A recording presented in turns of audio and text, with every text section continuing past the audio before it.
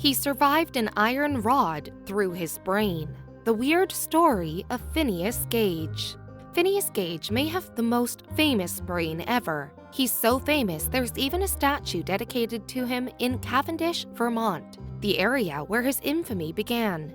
Gage is famous not just for his brain, but for what happened to it. Born in 1823, he was a rather remarkable person until one fateful day, September 13th, 1848. That was the day his life changed forever. On that September day, Gage was working as a railroad foreman for the Rutland and Burlington Railroad south of Cavendish, Vermont. Gage and his team were preparing the area to lay new tracks for the railroad. This process involved explosives and setting up blasts. Gage and his workers had to bore a hole in the rock, add the blast powder, and then the fuse. The process then required the use of a tamping iron to pack the clay, sand, and other materials into the hole. Everything was going well until Gage was distracted by his workers.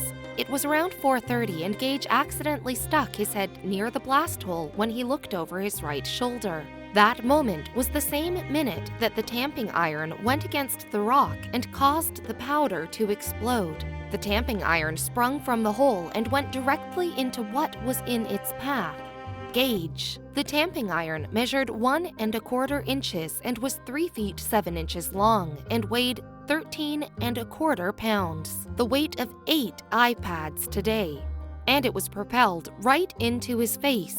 The iron bar went into the left side of his face, starting at the cheek, through his eye socket, and then bored through the top of his skull. After going through his face, the rod landed in the dirt 25 yards away. This was the incident that neurologists and psychiatrists are still fascinated with today. Gage didn't die, but in fact was even sitting upright a few minutes later after the accident. He was even speaking and went back to his lodgings where he saw a doctor 30 minutes later. The doctor, Edward H. Williams, shared how he believed Gage was lying until the railroad worker vomited and the force of the act pressed a teacup-sized amount of his brain onto the floor. Williams knew then he had a remarkable patient on his hands. The Gage incident was an incredible turn of events. Doctors, upon removing the tamping iron from his skull, were shocked to find that he had experienced significant changes in his personality. Those around Gage described him before the accident as a hard worker, pleasant and efficient, but after the accident, he was considered a different person.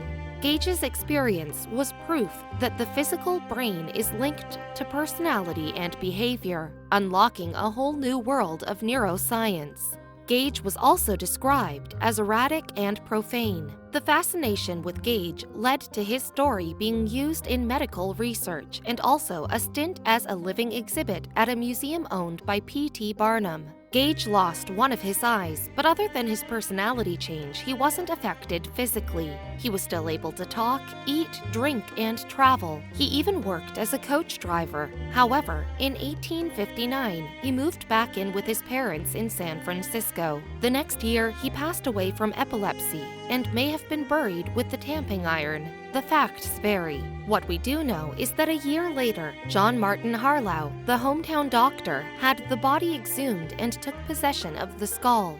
It is now on exhibit at the Harvard Medical School alongside the infamous tamping iron.